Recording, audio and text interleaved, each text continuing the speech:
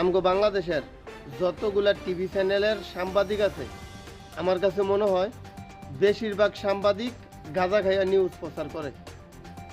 আমি সবার উদ্দেশ্য করে কই না, অবশ্যই ভালো সাংবাদিক আছে, তারা কোনটা সত্য কোনটা মিথ্যা যাচাই বাছাই না কইরা নিউজ একটা প্রচার করতে পারলে সাংবাদিক।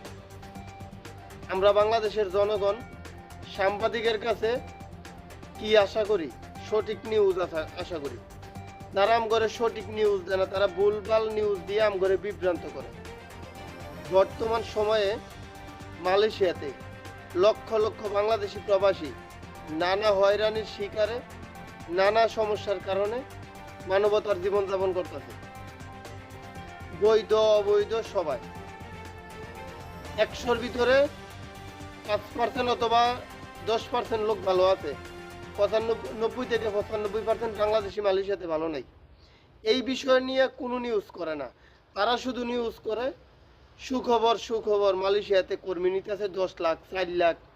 কিরে ভাই, মালয়েশিয়াতে যারা 2022-23 সালে আছে তাগোই কাজ নাই, তারা ওই দিশেহারা। আসলে তারা এখন কি করবে তারা নিজেরও বুঝতেছে না। রাস্তায় গেলে পুলিশে ধরে, বিভিন্ন কাজের সাইডে গিয়ে পুলিশে অভিযান দিয়ে লোক ধরতেছে, রোমের থেকে ধরে নিতেছে, জঙ্গলেতে ধরে নিতেছে, পানিতে ধরে নিতেছে। আপনারা সঠিক নিউজটা প্রচার করেন যাতে বাংলাদেশ থেকে মালয়েশিয়াতে কর্মী না আইয়ে। আপনারা কি করতেছেন? আপনারা সিন্ডিকেটের পক্ষ নিয়ে আপনারা গাঁজা খাইয়া রিপোর্ট করতেছেন মালয়েশিয়া 10 লাখ কর্মী নিতেছে, 8 লাখ নিতেছে, 4 লাখ নিতেছে। এতগুলা কর্মী আইন নাকি গোয়া মারা দিব মালয়েশিয়া? কি কাম আছে মালয়েশিয়া? আপনারা উল্টা ফাল্টা নিউজ দিয়ে বাংলাদেশের জনগণ যারা আছে, হ্যাঁ, এডির মাথাড়ি নষ্ট করতেছেন আপনারা। মালয়েশিয়া মালয়েশিয়া কলিং কলিং করে, যে একবার কলিং আইছে তে বুঝে কলিংয়ের কি মজা।